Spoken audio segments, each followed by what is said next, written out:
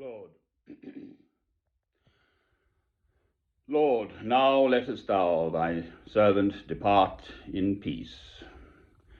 For mine eyes hath seen thy salvation, which you have prepared in the sight of all people, a light for revelation to the Gentiles, and for the glory of thy people, Israel. Amen.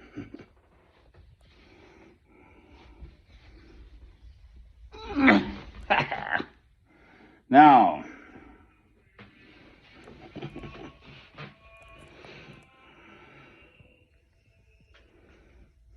Namaste. This is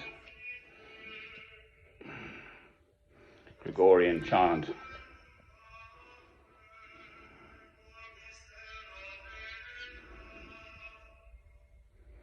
Sung in Latin, probably by Benedictine monks, I'm not quite sure.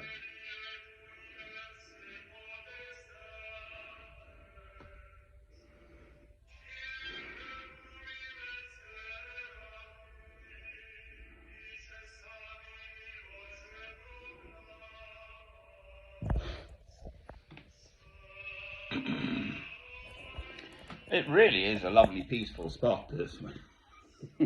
Stuff isn't happening with the neighbours, and I've shut them out today. So,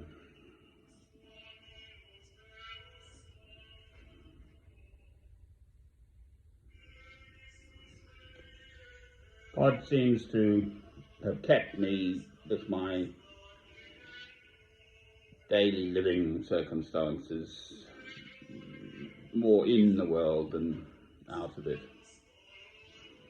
Even though I don't have any sort of conventional working pattern, I've still been around people one way and the other in normal setups, Costa Coffee, Starbucks, that sort of thing. Whatever, when we could, before the lockdown and so on.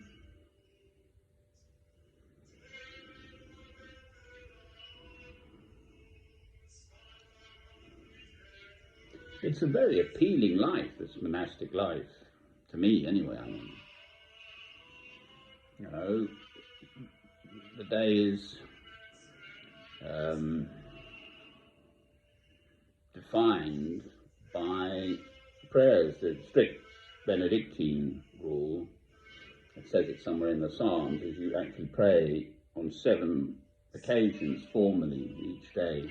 I'm not as strict as that. I have sort of formal prayers normally in the morning and in the evening. I make a little formal prayer in the evening too, which is this.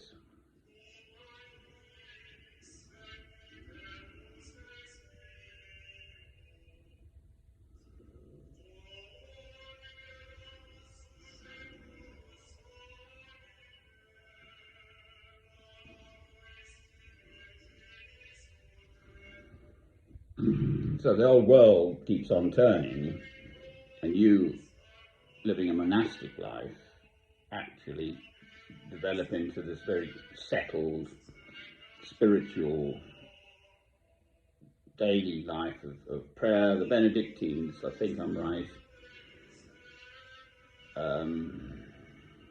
certainly prayer, so love God,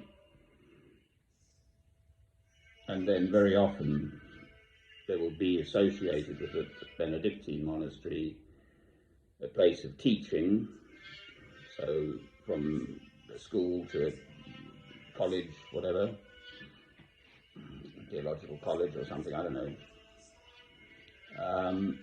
and then some kind of medical facility, hospital or whatever. So prayer, teaching and healing.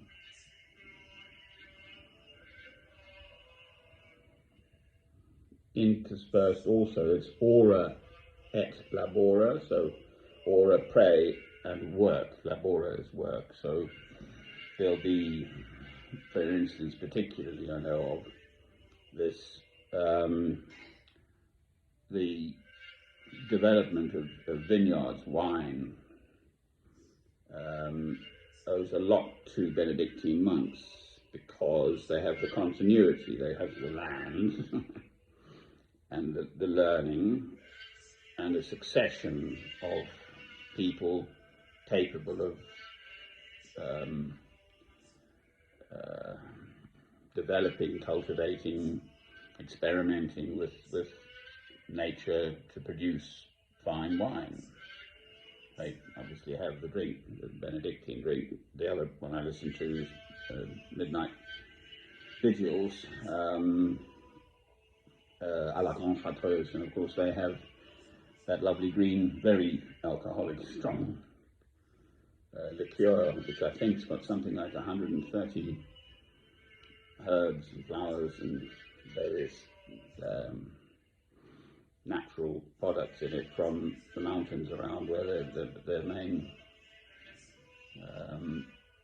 monastery is. So St. Bruno was 1034, I think is the date that comes to mind, the year 1034.